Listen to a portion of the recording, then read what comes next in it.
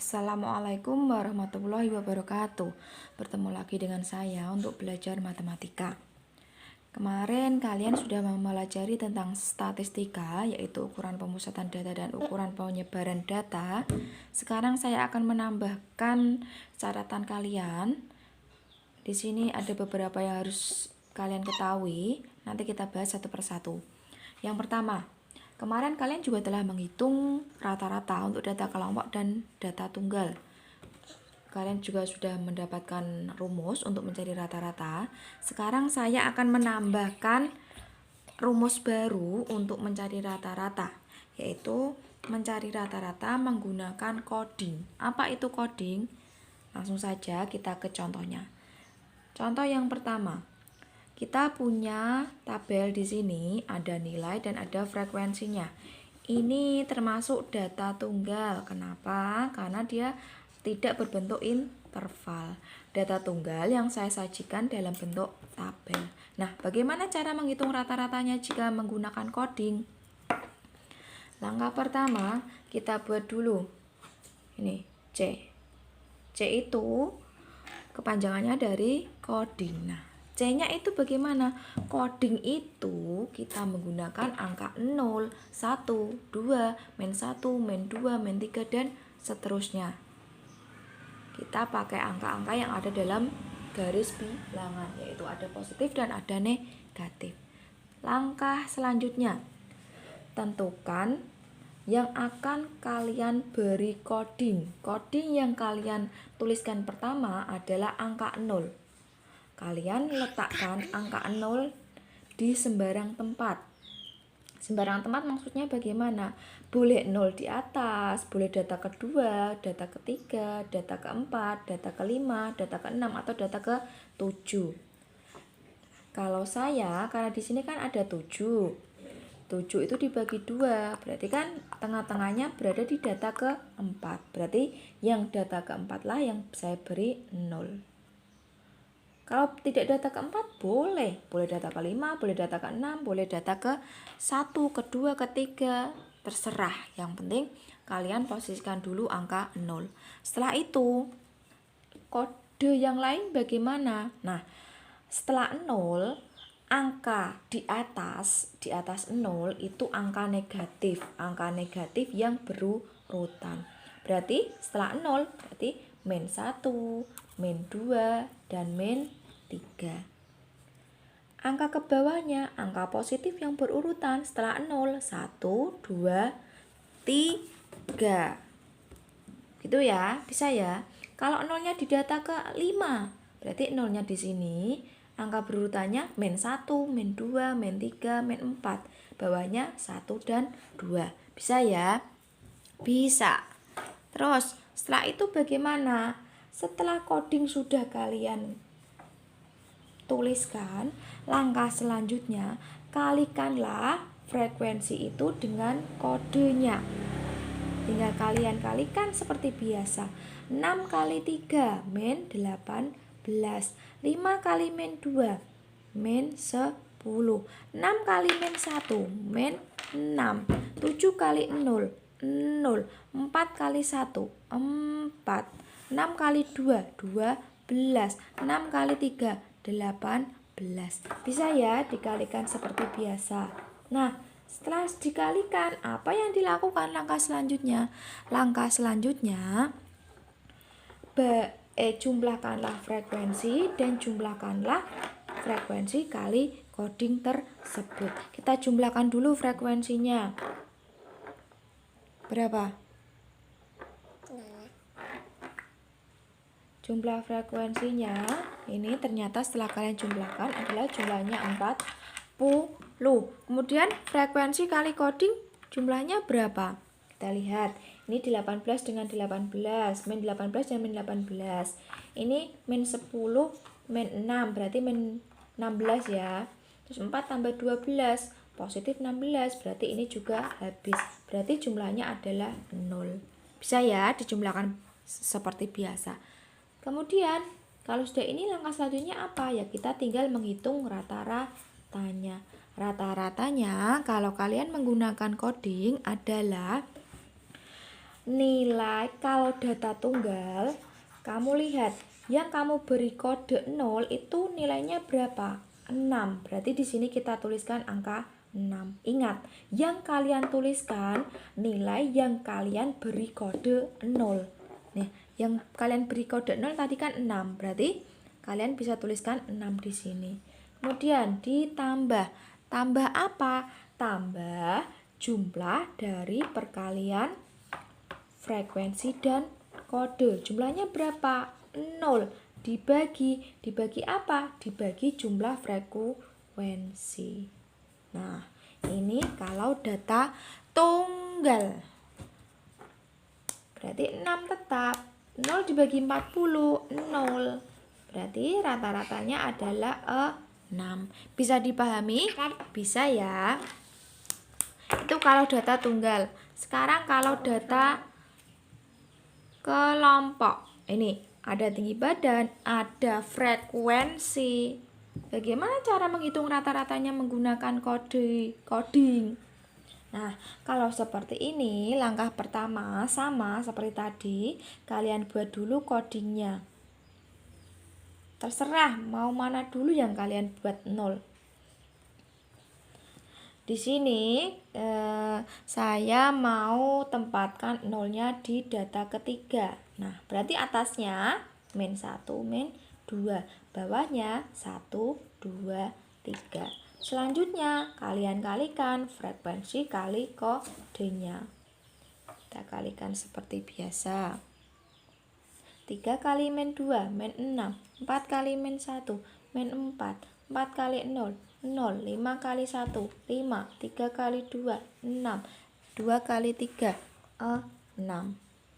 Langkah selanjutnya, jumlahkan masing-masing frekuensinya. Frekuensinya jumlahnya adalah 21. Jumlah frekuensi kali kodenya adalah 7. Kemudian berapa rata-ratanya?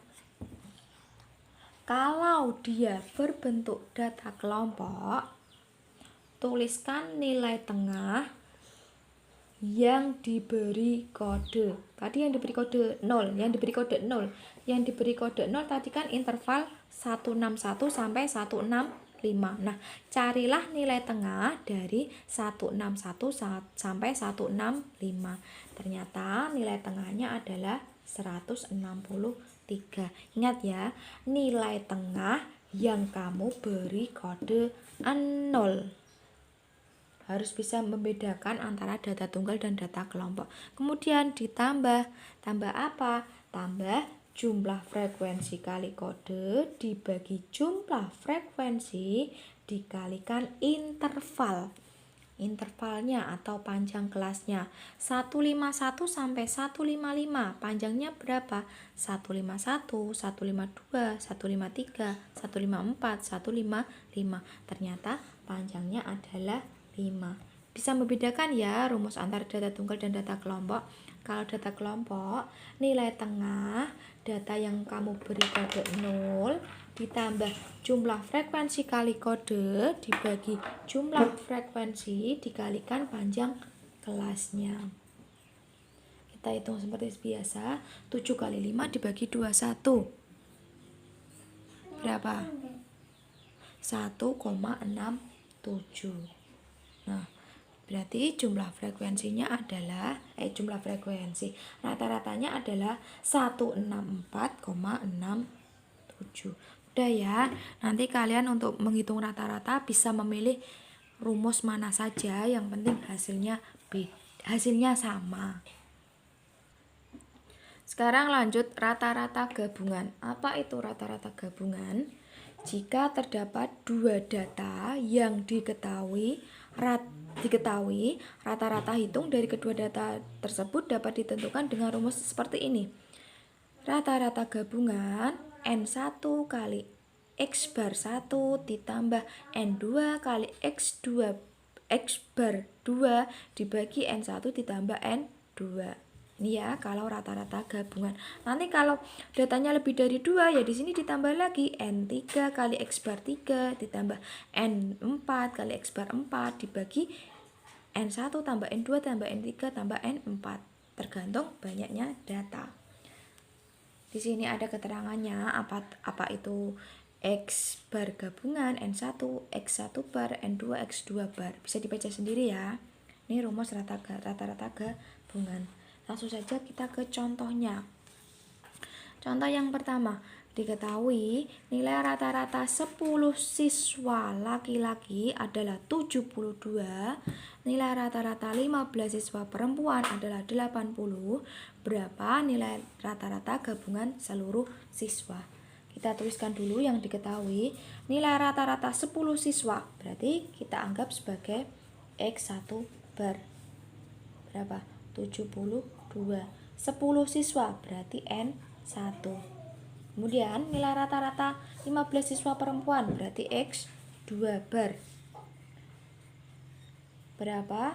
80 dan N2-nya adalah 15. Kita tuliskan lagi rumusnya. N1 kali X1 N2 dibagi N1 ditambah N2. Tinggal kita masukkan N1-nya 10 kali 72 ditambah 15 kali 80 dibagi 10 ditambah 15, ya kan? 720 ditambah 15 kali 80 adalah 1200 dibagi 25 ditambah 720 ditambah 1200 adalah 1920 dibagi 25. Ketemunya berapa? 76,8. Bisa ya menggunakan rumus ini? Bisa. Contoh yang kedua, nilai rata-rata ujian matematika di kelas A adalah 7. Seseorang mengikuti ujian susulan dan mendapatkan nilai 8,25. Jika rata-rata di kelas A menjadi 7,05, maka banyak siswa dalam kelas A adalah. Nah, kalau seperti ini bagaimana? Nilai rata-rata ujian matematika di kelas A berarti X gabungan ya.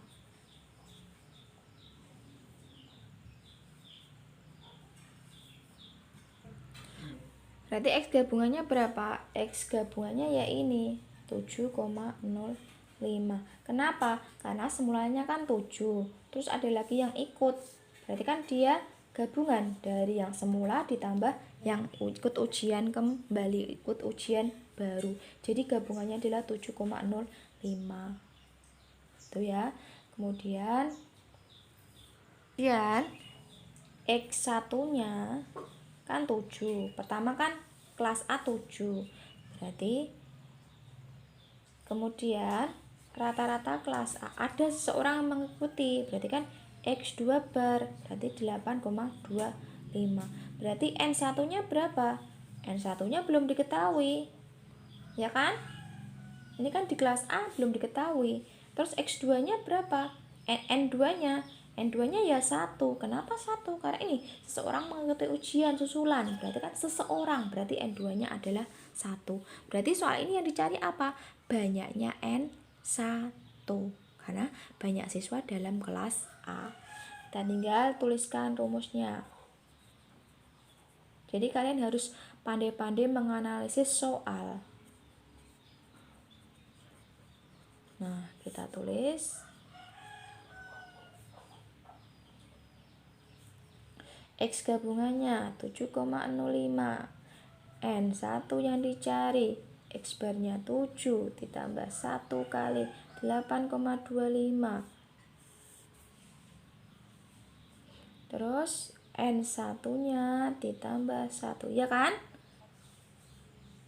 Nah, terus kalau seperti ini, kita tuliskan dulu. Sini ya. 7,05 sama dengan 7N1 ditambah 1 kali 8,25. 8,25 dibagi N1 ditambah 1. Ya kan? Ini kan tetap. Terus langkah selanjutnya kita kalikan silang. Ini kali ini dikalikan 7,05 N1 ditambah 7,05 sama dengan ini tetap 7N1 ditambah 8,25. Yang ada N1-nya kita kumpulkan dengan N1.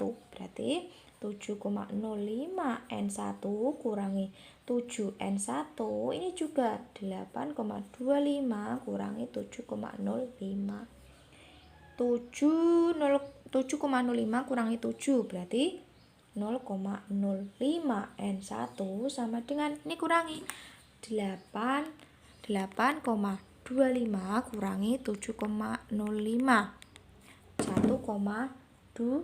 Kalau begitu N1 nya berapa? 1,2 dibagi 0,05. Berapa hasilnya? 1,2 dibagi 0,05 24. Jadi banyaknya siswa dalam kelas A adalah 24. Bisa dipahami ya? Contoh berikutnya, di sini saya punya diagram lingkaran. Diagram lingkaran ini menunjukkan persentase jumlah siswa peserta kegiatan ekstrakurikuler di suatu SMK. Lihat, ada lingkaran yang dibagi-bagi ekstrakurikuler, di mana ekstrakurikulernya ini diketahui persen-persenannya. Jika banyak siswa yang mengikuti renang dan badminton adalah 100 orang, banyak siswa yang mengikuti ekstrakurikuler futsal adalah, berarti ini ya yang ditanyakan, futsalnya berapa orang. Nah, caranya bagaimana? Untuk bisa mengetahui berapa futsalnya, kalian harus hitung dulu. Persennya futsal itu berapa? Bagaimana cara bisa menghitung persennya futsal? Kalian ketahui bahwa jumlah persen itu berapa? 100%. Kalau satu lingkaran ini 100% dan yang lainnya sudah diketahui, berapa persen futsalnya? Caranya bagaimana? Tinggal kalian kurangi saja. 100% kurangi 30%, kurangi 15%, kurangi 20%, kurangi 10%. Berapa hasilnya? 3, 4, 5, 6, 7, 5. 100 kurangi 75 berarti 25%. Ternyata futsalnya adalah 25%. Terus apalagi yang harus kita ketahui? Untuk bisa menghitung berapa persen futsal, kalian harus menghitung dulu berapa banyak siswa di SMK tersebut. Di sini kan belum diketahui banyak siswa dalam SMK. Yang diketahui hanya siswa yang mengikuti renang dan badminton, belum peserta keseluruhan. Jadi kita harus mengetahui jumlah peserta dulu. Dari mana? Ya dari sini yang diketahui. Yang diketahui adalah renang dan badminton. Berarti kita hitung dulu. Renang dan badminton. Renang dan badminton itu berapa persen? Berarti renang ditambah badminton itu berarti 15% ditambah 10% sama dengan 20%. Nah, dari 25% ini ternyata diketahui adalah banyaknya 100 orang. Tinggal kita hitung 25%. Oh, maaf, salah.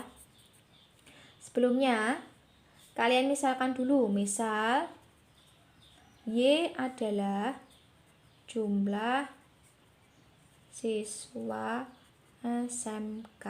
Jadi yang harus kalian hitung adalah Y-nya.